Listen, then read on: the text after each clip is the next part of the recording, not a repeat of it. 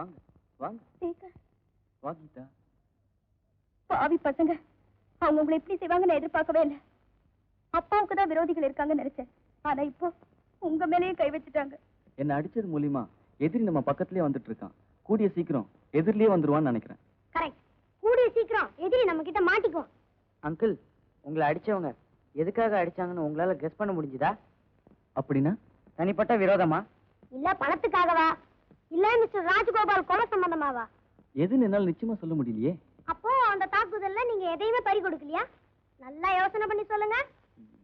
என் purse தான் எங்கேயோ விழுந்துருச்சு. நீங்க பத்திரமா பாதுகாத்து வச்சிருந்த ball point pen, foreign made, உங்க ஃப்ரெண்ட் பிரசன்ட் பண்ணது. அதையும் காணும் கணேஷ். எங்க போச்சுன்னே தெரியல. நான் எடுத்துட்டு போனா இல்லையான்னு எனக்கே ஞாபகம் இல்ல. முதலாளிக்கு அடிபட்டு இருக்கும் போது இப்படி கண்ட இடத்துல அமுக்க கூடாதா? போய் ரெஸ்ட் எடுத்துட்டு நாளைக்கு வாங்க. ஆமா, அவர் ரெஸ்ட் எடுத்துக்கிட்டோம். நம்ம ஈவினிங் வந்து மீட் பண்ணலாம். வாங்க போலாம். போயிட்டு வாங்க, போயிட்டு வாங்க. சொல்லக்கூடாது, அம்மான்னு சொல்லுங்க.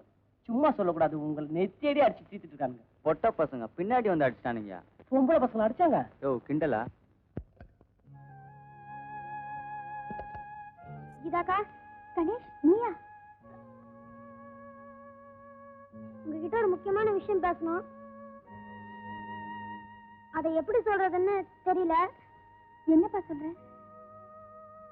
அன்னைக்கு சேகர் அங்கிள் கிட்ட ஒரு பால் பென் பெண்ணை பத்தி பேசணும்ல? ஆமா, இதோ அந்த பால் பென். கொலை நடந்த பின்னாடி அந்த வீட்டுக்கு நாங்க துப்பறிய போனப்போ எனக்கு இந்த பேனா கிடைச்சது. கணேஷ், அவர் மேல உடனே சந்தேகத்தை கிளப்பி விட கூடாதுன்னு தான் இந்த பேனாவை நானே வச்சிருந்தேன். ஆனா ஆனா அவர் இப்ப பொய் சொல்றாருன்னு நினைக்கிறேன்க்கா. உங்ககிட்ட வேற நெருங்கி பழகுறாரு. இந்த நிலைமையில நான் என்ன செய்யணும்னு நினைக்கிறேன்? கண்ணால் காண்பதும் போய், காதால் கேட்பதும் போய், தீர விசாரிப்பதே மெய். நாளைக்கு நேரடியா விசாரிப்போம்.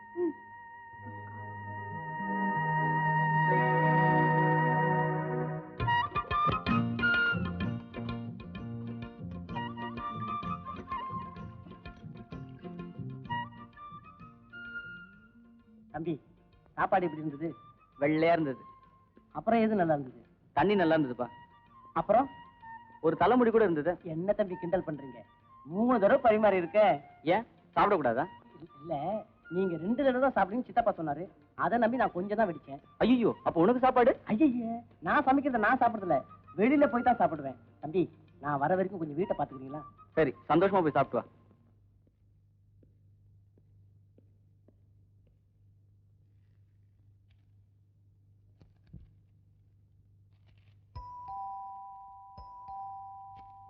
பின்னாடி போனவன் முன்னாடி எப்படி வந்தான்?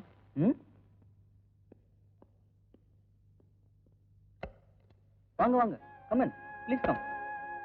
உட்காருங்க. ஆமா, மத்தவங்க எல்லாம் எங்க? அவங்க எல்லாம் வரல. நாங்க 2 பேர் தான் வந்திருக்கோம். உங்ககிட்ட ஒரு விஷயம் கேட்கணும். நானும் உங்ககிட்ட ஒரு ரகசியத்தை பத்தி சொல்லணும். கொலையை பத்தி தானே?